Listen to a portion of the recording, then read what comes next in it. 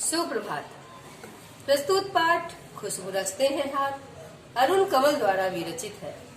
इस पाठ में कवि सामाजिक विसंगतियों की ओर संकेत करते हुए हमारा ध्यान उन लोगों की ओर आकृष्ट करते हैं जो समाज को सुंदर एवं जीने योग्य बनाते हैं, तो परंतु स्वयं गंदगी के ढेरों पर जीने को मजबूर है। कवि इस लघु कविता के माध्यम से प्रश्न करते हैं कि आखिर ऐसा क्यों होता है। देखते हैं कविता की ओर।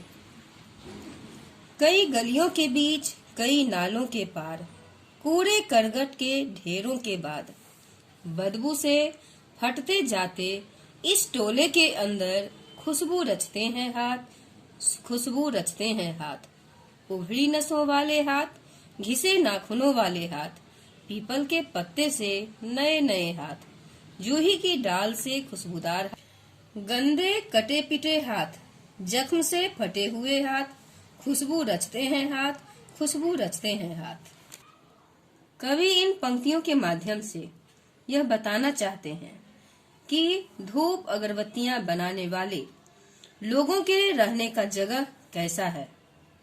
कवि ने खुशबूदार अगरबत्तियों और धूप बनाने वाले लोगों के वैसे रहने का स्थान का वर्णन किया है। इन मजदूरों, कामगारों और कारीगरों के अभावों से भरे जीवन का वर्णन कर रहे हैं और समाज में उनके योगदान की ओर संकेत करते हुए कहते हैं कि जो लोग संसार को जीने योग्य और सुगंधित बनाते हैं, वे स्वयं कितने बदबूदार नालों के पार और कूड़े करकट के ढेरों के पास जीने के लिए बाध्य हैं। कवि उनकी ऐसी स्थिति को देखकर बहुत ही आक्रोशित है। शिल्प सौंदर्य को देखें तो हम पाते हैं कि उन्होंने खड़ी बोली का सहज सरल शब्दावली के साथ प्रयोग कर निम्न वर्ग के अभावग्रस्त जीवन का वर्णन किया है। वर्णनात्मक एवं चित्रात्मक शैली का प्रयोग है। खुशबू रचते हैं हाथ की आवृत्ति में तुकांत सौंदर्य उत्पन्न हुआ है। अगले पद को देखें तो पाते हैं, यहीं इस गली में बनती हैं मुल्क की मशहूर अगरबत्तियां, इन्हीं गंदे मोहल्लों के गंदे लोग बनाते हैं केवड़ा, गुलाब, खस और रातरानी की अगरबत्तियां। दुनिया की सारी गंदगी के बीच दुनिया की सारी खुशबू रचते रहते हैं हाथ, खुशबू रचते हैं हाथ, खुशबू रचते हैं हाथ। इस पद में कवि ने बताया है कि निम्न आय वर्ग के मजदूरों, कामगारों आदि के अभावग्रस्त जीवन कैसे हैं। कवि ने इस छंद में हर आयु के मजदूरों के हाथों का वर्णन किया है। कवि इन पंक्तियों में मजदूरों, कामगारों के जीवन भर मेहनत करने वाले उन हाथों का वर्णन किया है जैसे हाथों में पीपल के पत्ते जैसी सुकोमलता है।